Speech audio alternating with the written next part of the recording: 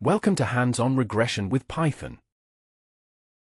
In this lesson, you will learn how to predict housing prices using data and simple statistics. We will start from basic ideas, build up your skills, and work through a fun mini project together. Running the cell now. Let us import warnings first to ignore any unnecessary error messages. Now we bring in the main tools for data and statistics. NumPy helps us work with numbers fast. Pandas lets us handle tables and data easily. Matplotlib and Seaborn will make pretty charts later. Now our Python tools are ready. Running the cell now. Try typing import pandas to get used to importing packages. What is regression? Regression lets us predict a number from data.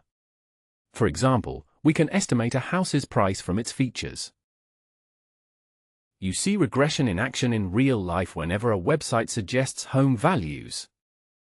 Running the cell now. Now we set up our main dataset for this lesson. The California housing dataset has real data from neighborhoods in California. We fetch the data using scikit-learn. It comes ready as a special object called a data frame. This is our main table. We print how many rows and columns we have. We also show the first few rows to see what the data looks like. Running the cell now. Now let us check the column names or features in our data. These are things like the number of rooms or where the house is. Next we take a quick look at some basic numbers. This shows us things like averages and minute max values for each feature. Running the cell now. What do the columns mean? Medinc, median income in the area, in tens of thousands. House age, median age of houses. Ave rooms, average rooms per house. Ave bedrooms, average bedrooms per house. Population, people living in the area. Ave occup, average people in a house. Latitude and longitude, location. Med house val, median house value, what we want to predict. Running the cell now. Let us explore what the target variable looks like. A histogram shows us the spread of house values. We use a smooth curve with KD to help see the pattern. This chart helps us spot if most houses are priced high or low. Our x-axis shows price in hundreds of thousands. A nice title explains what the chart means. Now you can visualize housing prices from the data. Running the cell now. What feature do you think might most affect price? Let us be careful and check for missing data. This is important because missing values can break our models. We count missing values in each column. Running the cell now. Correlation, which features matter? Correlation tells us how closely two things move together. Strong correlation means knowing one value helps us guess the other. Running the cell now. Let us see how each feature is related to house price. A correlation number tells us if two variables go up together, positive, or in opposite ways, negative. We sort by the strongest links first. Running the cell now. Now let us look at how income and house value are connected. A scatter plot puts dots for each row of data.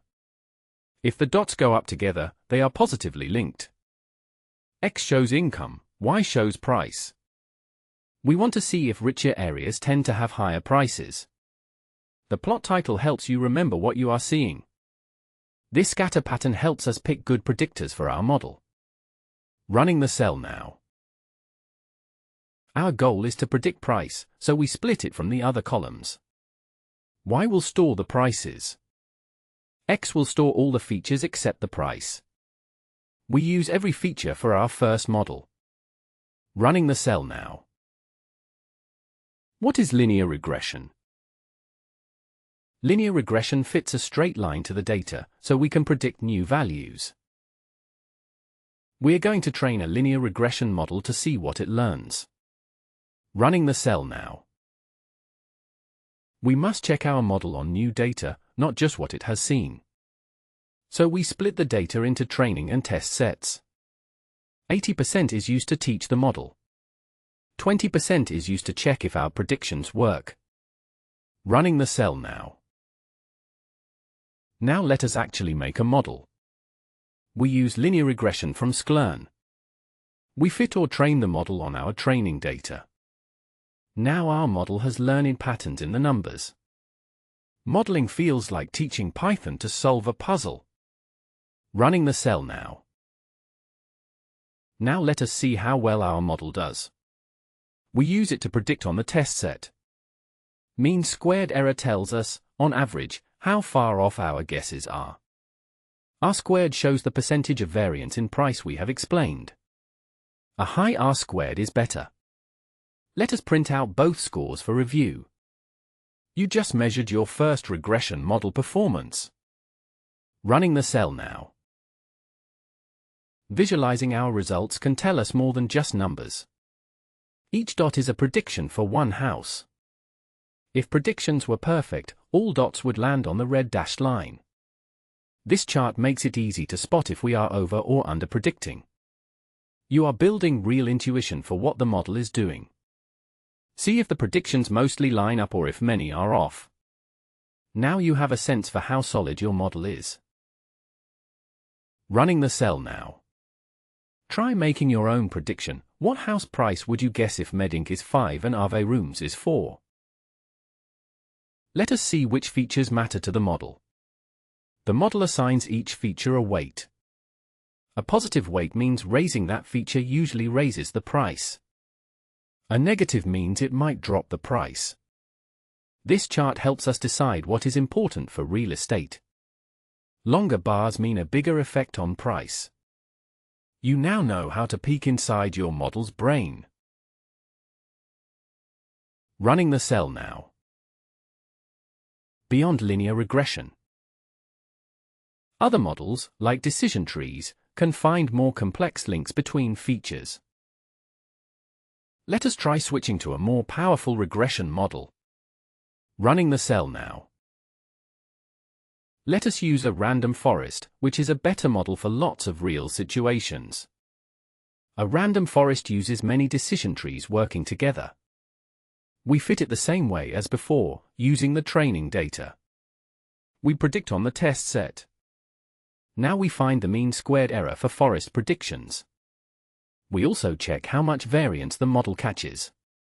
Random forests are often more accurate than simple regression. Let us print out the results and compare. Try using different models to see what works best for your data. Running the cell now. Let us make a custom prediction for a new house. Enter each value when asked, or just press enter to use the examples shown. We can predict the price for any house using input values. You will enter median income for the neighborhood. Then you will type the typical age of the houses. Add how many rooms the homes have on average. Enter the average number of bedrooms too. Let us include population for the area. Add the average number of people per house. Now enter the latitude. Type the longitude. We put all of these numbers into our model. The model will predict the value for you. It prints out a suggested price as dollars.